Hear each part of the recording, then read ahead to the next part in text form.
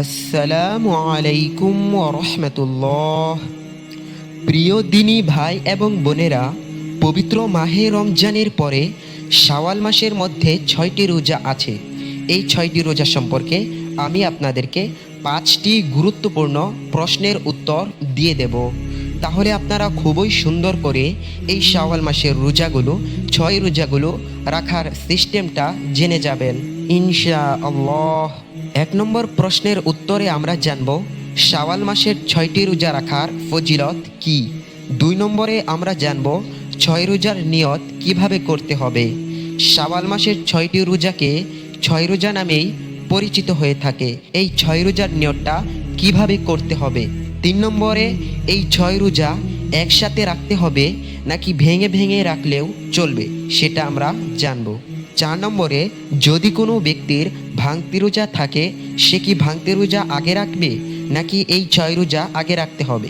এবং 5 নম্বরে কাজা রোজা এবং শাওয়াল মাসের রোজার নিয়ত কি একই রকম হবে। এই বিষয়গুলো আমরা অবশ্যই খুবই সুন্দর করে জানব ইনশাআল্লাহ। আপনারা শাওয়াল মাসের মধ্যে 6টি রোজা রাখবেন।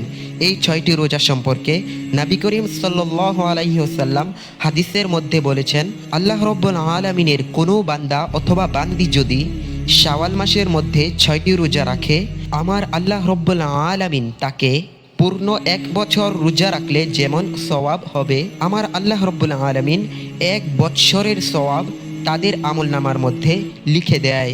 হাদিসের কিতাবের মধ্যে এসেছে, পবিত্র মাহে রমজানের 30টা রোজা রাখার কারণে বান্দার 10 মাস রোজা রাখার সওয়াব হয়ে গিয়েছে। এবং এই 6টি রোজা শাওয়াল মাসে রাখার কারণে আল্লাহ রাব্বুল আলামিন আরও 2 মাস পূর্ণ করে সম্পূর্ণ 1 বছরের রোজার সওয়াব বান্দির আমলনামার মধ্যে লিখে দেয়। আল্লাহু আকবার। এই জন্য শাওয়াল মাসের 6টি রোজা অবশ্যই রাখতে হবে আপনাদেরকে, আমাদেরকে। প্রিয় দিনী ভাই এবং বোনেরা, 2 নম্বর প্রশ্নের উত্তর 6 রোজা, যেটাকে 6 রোজা আমরা বলে থাকি। শাওয়াল মাসের 6টি রোজা, 6 রোজার নিয়ত কিভাবে আমরা করব। আপনারা এই শাওয়াল মাসের 6টি রোজার নিয়তটা কিভাবে করবেন।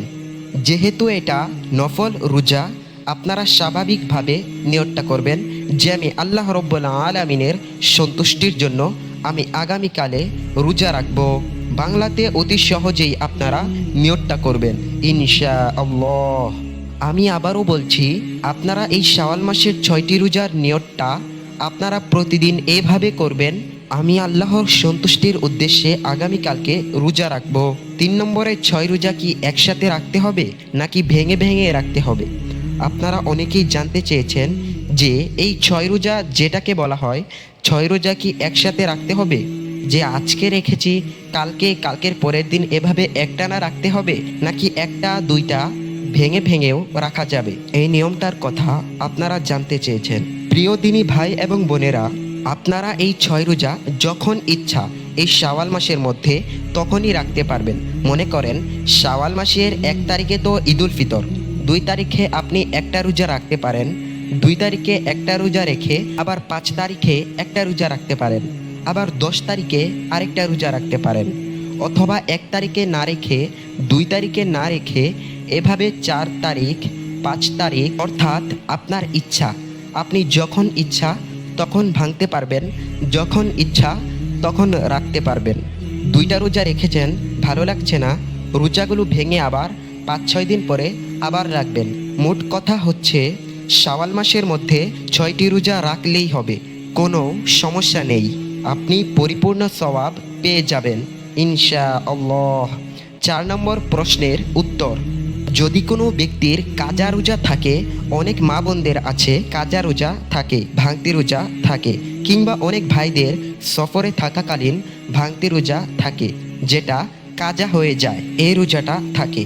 তাহলে আপনাদের প্রশ্ন যে শাওয়াল মাস চলে এসেছে, এখন কি ভাঙতি রোজাগুলো যেগুলো কাজা রোজা আছে এগুলো রাখবো আগে নাকি 6 রোজা রাখতে হবে আগে শাওয়াল মাসের নফল রোজাগুলো।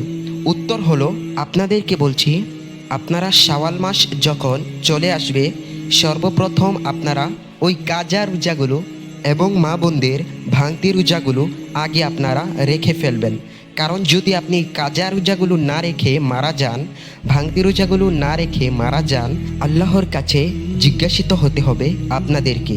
জিজ্ঞাসিত করবে আল্লাহ রব্বুল আলামিন, কারণ সেটা হচ্ছে ফরজ আপনার উপরে, আর শাওয়াল মাসের 6টি রোজা হচ্ছে নফল। তাই আপনাদেরকে চেষ্টা করতে হবে সর্বপ্রথম আপনারা এই কাজা রোজাগুলো, ভাঙতি রোজাগুলো রেখে তারপরে আপনারা এই 6টি রোজা রাখবেন শাওয়াল মাসে ইনশাআল্লাহ।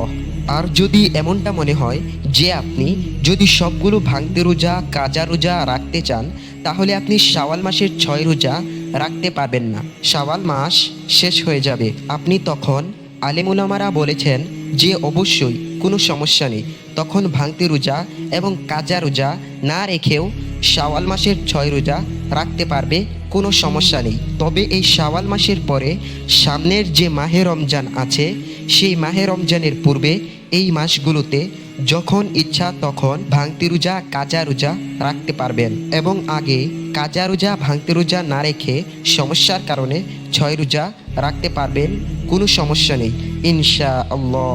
আশা করি বুঝতে পেরেছেন। 5 নম্বরে, কাজা রোজা এবং শাওয়াল মাসের রোজার নিয়ত কি একসাথে করা যাবে নাকি ভিন্ন ভিন্ন করতে হবে? অনেকে জানতে চেয়েছেন। আমরা যদি একটা রোজা রাখলাম, একটা রোজা রেখে 2টা নিয়ত করে ফেললাম, মানে খুব চালাকি, যে ভাঙতি রোজাও আছে, কাজা রোজাও আছে, তারপর আমার নফল রোজাও আছে, তাহলে দুটোই হয়ে গেল।